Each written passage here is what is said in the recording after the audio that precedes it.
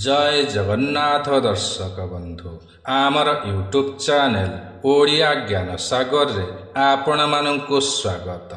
प्रिय दर्शक बंधु आजिर एही कार्यक्रम रे आमे आलोचना करिबा कि बिच्छा राशिर व्यक्ति मानंकर जीवन और जीवनी किपरि होइथाय।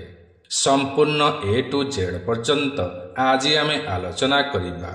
प्रिय दर्शक बंधु बिच्छा राशिर अधिपति ग्रह हेउछन्ति मंगल ग्रह। प्रोत्साहन साहस निर्भय एहा ही मंगल ग्रहंकर लक्षण अटे। एही बिच्छा राशिर व्यक्ति माने परिश्रमी होइथान्ति। गोटिए कार्य सारी आसीबा परे भी अटकी रहिथिबा अन्य एक कार्यकु करि बसन्ति। एमानंकर एक विशेष लक्ष्य रही थाए जे जीवन रे दिने निश्चय बड़ लोक हेबी, किछि बड़ कार्य करिबे। राजनीति क्षेत्र रे हेउ, धनर क्षेत्र हेउ, सामाजिक क्षेत्र हेउ, मान सम्मान पद प्रतिष्ठा पई हेउ, देश प्रेम पई हेउ, खेल कूद पई हेउ, कौनसी भी कार्य रे उच्च बा अग्रीण हेबार लक्ष्य रखी कार्य करिथान्ति। एमाने विचक्षण होइथान्ति, स्वास्थ्यवान होइथान्ति, खेल कूदर बड़ शौकीनी होइथान्ति। प्रिय दर्शक बंधु धन और कुटुंब भावर अधिपति ग्रह हेउछन्ति देवगुरु बृहस्पति। एथिपाई बिच्छा राशिर व्यक्ति माने शिक्षित होइथान्ति, ज्ञानी होइथान्ति, बुद्धिमान होइथान्ति। समस्त ज्ञान और विज्ञानर अनुभव और अनुभूति रही थाए। एथिपाई एमाने जेबे आगकू बढ़िथान्ति तो समस्त परिवारंकु नेई आगकू बढ़िथान्ति। एमानंकर बड़ा परिवार होइथाए। एमानंकर भाई भौणी मध्य थान्ति। एमाने बड़ साहसी होइथान्ति, उदंड और जिद्दी स्वभावर होइथान्ति, किंतु बुझी विचारिकी ही कथा कहिथान्ति। अन्य मानंकु अति सहजरे परखी पारंती। एमानंकर मित्र माने अति विश्वासी होइथान्ति, किंतु एमाने समय अनुसारे निजर मित्र बदलाई थान्ति। कारण जीवनर पथ सर्वदा स्थिर न थाए। एणु एमाने जेउठुकी जाआन्ति सेइठी नूतन एक मित्रता गठन करि पारंती। प्रिय दर्शक बंधु भाई भौणी और पराक्रम भावर अधिपति ग्रह हेउछन्ति शनिदेव। एणु एमाने भाई मानंक पाई अनेक किछि करिथान्ति, किंतु भाई मानंक ठारू एमाने सेतिकी मान सम्मान पाआन्ति नाही। किंतु भौणी माने एमानंकर विशेष ध्यान रखिथान्ति। एमाने पराक्रमी होइथान्ति। एणु कौनसी भी कार्य हाथ को नियंती तो ताहाकु अधारु छाड़ती नाही। लाभ हेउ कि लोकसानी हेउ अधारु केबे भी छाड़ती नाही। एथिपाई एमाने निज बल और पराक्रम द्वारा बहुत आगको जाइथान्ति। प्रिय दर्शक बंधु माता घर सुख भावर अधिपति ग्रह हेउछन्ति शनिदेव। एणु एमानंकु माता सुख मिली थाए। मातांकर स्नेह श्रद्धा पाइथान्ति। मातांक पाई एमानंकर मनोबल बढ़ी थाए। माता एमानंकर बड़ ध्यान रखिथान्ति। एमाने मध्य मातांकर आज्ञाकारी होइथान्ति। जीवन रे मातांको केबे भी भूली पारंती नाही। एमानंकर 2 ରୁ 3ଟି संतान होइथान्ति। एमाने शिक्षा क्षेत्र रे बहुत उन्नति करिथान्ति। एक साहसी वकील किंबा साहसी पत्रकार मध्य होइथान्ति। समस्त साहसिकता कार्य करि पारंती, जहा द्वारा कि लोक माने मंत्रमुग्ध होई जांती। जहा हेब देखा जीव एही भावना को नै आगको बढ़ी थान्ति।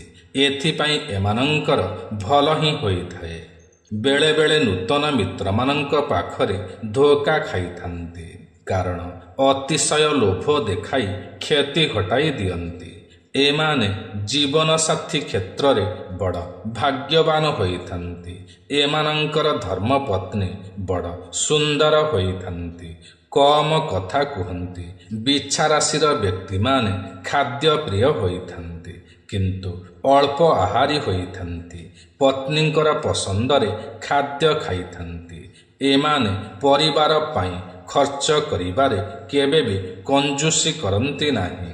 କିନ୍ତୁ ଏମାନଙ୍କ ଅପେକ୍ଷା ଏମାନଙ୍କର ଧର୍ମପତ୍ନୀ ପରିବାରର ସମସ୍ତ ଦାୟିତ୍ୱ ବହନ କରିଥାନ୍ତି। ଏମାନେ କେବଳ ରୋଜଗାର ହିଁ କରିଥାନ୍ତି, ନିଜର କାର୍ଯ୍ୟ କରିଥାନ୍ତି।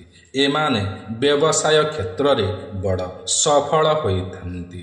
ଚାକିରି କ୍ଷେତ୍ରରେ ମଧ୍ୟ ବଡ଼ ବଡ଼ ପଦପଦବୀ ପାଇଥାନ୍ତି, ଉଚ୍ଚ ଅଧିକାରୀ ହୋଇଥାନ୍ତି। ଏମାନଙ୍କୁ ମାନ ସମ୍ମାନ ମିଳିଥାଏ। ଏମାନେ ଗାଡ଼ି ଓ ସଙ୍ଗୀତ ପ୍ରିୟ ହୋଇଥାନ୍ତି। ଏମାନେ ଭଗବାନଙ୍କୁ ବିଶ୍ୱାସ କରନ୍ତି, ପୂଜାପାଠ କରନ୍ତି। ପିଲାଦିନରୁ ହନୁମାନ ଚାଳିଶା ପାଠ କରିଥାନ୍ତି। ମାତା ଓ ପ୍ରଭୁଙ୍କର ସ୍ତୁତି ପୂଜା ପାଠ କରିଥାନ୍ତି। କିନ୍ତୁ ବୟସ ବଢ଼ି ଚାଲିଲେ, ଦାୟିତ୍ୱ ବଢ଼ି ଚାଲିଲେ ଏମାନେ ପୂଜାପାଠ ଅଧିକ ସମୟ କରିପାରନ୍ତି ନାହିଁ। ଘରେ ପୂଜାର୍ଚ୍ଚନା ପାଇଁ ଏକ ପୂଜାରୀଟିଏ ରଖିଦିଅନ୍ତି। କିନ୍ତୁ ଘରେ ମେଳା ମହୋତ୍ସବ କଲେ ସମ୍ପୂର୍ଣ୍ଣ ନିୟମ ମୁତାବକ କାର୍ଯ୍ୟ କରିଥାନ୍ତି, ଭକ୍ତିପୂର୍ବକ କାର୍ଯ୍ୟ କରିଥାନ୍ତି। ଏମାନେ ଭାଗ୍ୟ ଅପେକ୍ଷା କର୍ମ ଉପରେ ବିଶ୍ୱାସ କରିଥାନ୍ତି। ପରିଶ୍ରମ କରି କିଛି ଅର୍ଜନ କରିଥାନ୍ତି। ଏମାନେ ଭଲ ଘର, ଭଲ ଜମି, ଭଲ ଗାଡ଼ିର ସୌକିନୀ ହୋଇଥାନ୍ତି ଏବଂ ଏମାନେ ତାହା ମଧ୍ୟ ପାଇଥାନ୍ତି। ନିଜର ସ୍ୱପ୍ନ ପୂରଣ କରିଥାନ୍ତି। ଏଥିପାଇଁ ଅର୍ଥ ଯୋଗାଡ଼ କରିପାରନ୍ତି।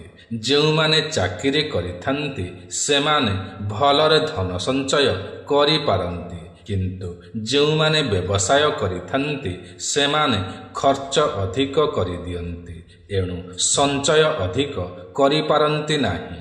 40ରୁ 45 ବର୍ଷ ବୟସ ପରେ ଭଲ ଉନ୍ନତି କରିଥାନ୍ତି। ସନ୍ତାନମାନଙ୍କୁ ଉଚ୍ଚ ଶିକ୍ଷିତ କରିଥାନ୍ତି ଏବଂ ସନ୍ତାନମାନେ ମଧ୍ୟ ଉଚ୍ଚ ଶିକ୍ଷିତ ହେବା ସହିତ ଭଲ ଚାକିରି ମଧ୍ୟ ପାଇଥାନ୍ତି।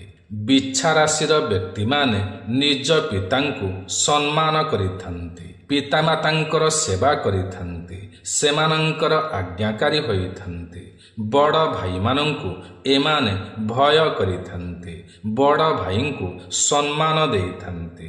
ବଡ଼ ଭାଇ ଓ ସାନ ଭାଇଙ୍କ ଠାରୁ ଅଲଗା ରହିବାକୁ ଏମାନେ ପସନ୍ଦ କରନ୍ତି ନାହିଁ। ଏମାନଙ୍କର ଭାଇମାନେ ଧନୀ ହୋଇଥାନ୍ତି ଏବଂ ଏମାନଙ୍କୁ ସାହାଯ୍ୟ ଓ ସହଯୋଗ କରିଥାନ୍ତି।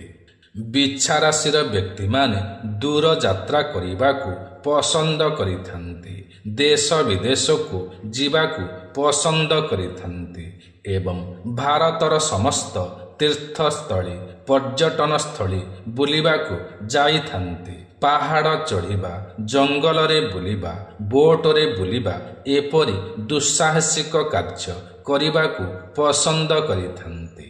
ଖର୍ଚ୍ଚ କରିବାକୁ ଆଦୌ କଞ୍ଜୁସି କରନ୍ତି ନାହିଁ। ବିଛା ରାଶିର ବ୍ୟକ୍ତିମାନଙ୍କୁ ସର୍ବଦା ହନୁମାନ ଚାଳିଶା ପାଠ କରିବା ଉଚିତ ଅଟେ। ହନୁମାନଙ୍କର ଏକ ଲକେଟ ହେଉ ବା ଫଟୋଟିଏ ହେଉ ପାଖରେ ରଖିବା ଉଚିତ ଅଟେ ଅଥବା ହନୁମାନ ଚାଳିଶାଟିଏ ସର୍ବଦା ନିଜ ପକେଟରେ ରଖିବା ଉଚିତ ଅଟେ। ହନୁମାନଙ୍କର ପୂଜା କରିବା ଉଚିତ ଅଟେ। ମାଙ୍କଡ଼ମାନଙ୍କୁ ଖାଇବାକୁ ଦେବା ଉଚିତ ଅଟେ ଏବଂ ହାତ, ଅଙ୍ଗୁଠି, ବେକ ଖାଲି ରଖିବା ଉଚିତ ନୁହେଁ। କିଛି ନା କିଛି ମୁଦି, ଚେନ୍, ମାଳି, ସୂତା ଆଦି ଧାରଣ କରିବା ଉଚିତ ଅଟେ।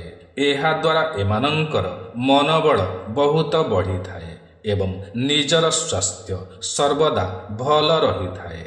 ଏମାନେ ନିଜର ସନ୍ତାନମାନଙ୍କୁ ସର୍ବଦା କିଛି ନା କିଛି ଦେଇଥାନ୍ତି, କିନ୍ତୁ ସନ୍ତାନମାନଙ୍କ ଠାରୁ କିଛି ବି ନେବାକୁ ପସନ୍ଦ କରନ୍ତି ନାହିଁ, କାରଣ ଏମାନେ ସେତିକି ରୋଜଗାର କରିପାରନ୍ତି ଯାହା ଫଳରେ କି କାହାରିକୁ କିଛି ମାଗିବା ଭଳି ସମସ୍ୟା ଆସିନଥାଏ। ଏମାନଙ୍କର ବୃଦ୍ଧାବସ୍ଥା ବହୁତ ଭଲ ଭାବରେ ବିତିଥାଏ। ଏମାନେ ଏକଜିଦିଆ ହୋଇଥାନ୍ତି ଏବଂ ନିଜର ଶତ୍ରୁମାନଙ୍କୁ କେବେ ବି ଜିତିବାକୁ ଦିଅନ୍ତି ନାହିଁ। କୌଣସି ନା କୌଣସି ପ୍ରକାରରେ ନିଜର ଶତ୍ରୁମାନଙ୍କୁ ପରାସ୍ତ କରିଥାନ୍ତି।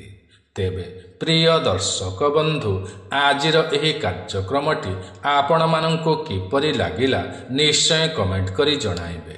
ଯଦି ଆଜିର ଏହି କାର୍ଯ୍ୟକ୍ରମଟି ଆପଣଙ୍କୁ ପସନ୍ଦ ଆସିଥାଏ ତେବେ ଗୋଟିଏ ଲାଇକ୍ ନିଶ୍ଚୟ କରିବେ। ଯଦି ଆପଣ ଆମର ଏହି ୟୁଟ୍ୟୁବ୍ ଚ୍ୟାନେଲ ଓଡ଼ିଆ ଜ୍ଞାନସାଗରରେ ନୂଆ ଅଟନ୍ତି ଏବଂ ଏପର୍ଯ୍ୟନ୍ତ ଆମର ଏହି ୟୁଟ୍ୟୁବ୍ ଚ୍ୟାନେଲ ଓଡ଼ିଆ ଜ୍ଞାନସାଗରକୁ ଏଯାଏଁ ସବସ୍କ୍ରାଇବ୍ କରିନାହାନ୍ତି ତ ତୁରନ୍ତ ସବସ୍କ୍ରାଇବ୍ କରିନିଅନ୍ତୁ, କାରଣ ଆମର ଏହି ୟୁଟ୍ୟୁବ୍ ଚ୍ୟାନେଲରେ ଏହିପରି ଅନେକ ଭଲ ଭଲ ଭିଡ଼ିଓମାନ ସର୍ବଦା ଅପଲୋଡ଼ କରାଯାଇଥାଏ, ଯାହାକି ଆପଣଙ୍କର ଜ୍ଞାନର ସୀମାକୁ ବଢ଼ାଇଥାଏ। ତେବେ ଆଜି ପାଇଁ ଏତିକି। ପୁଣି ଦେଖା ହେବ ଆସନ୍ତା ନୂଆ ଏକ କାର୍ଯ୍ୟକ୍ରମରେ। ସେ ପର୍ଯ୍ୟନ୍ତ ଆମକୁ ବିଦାୟ ଦିଅନ୍ତୁ। ଜୟ ଜଗନ୍ନାଥ ଦର୍ଶକ ବନ୍ଧୁ।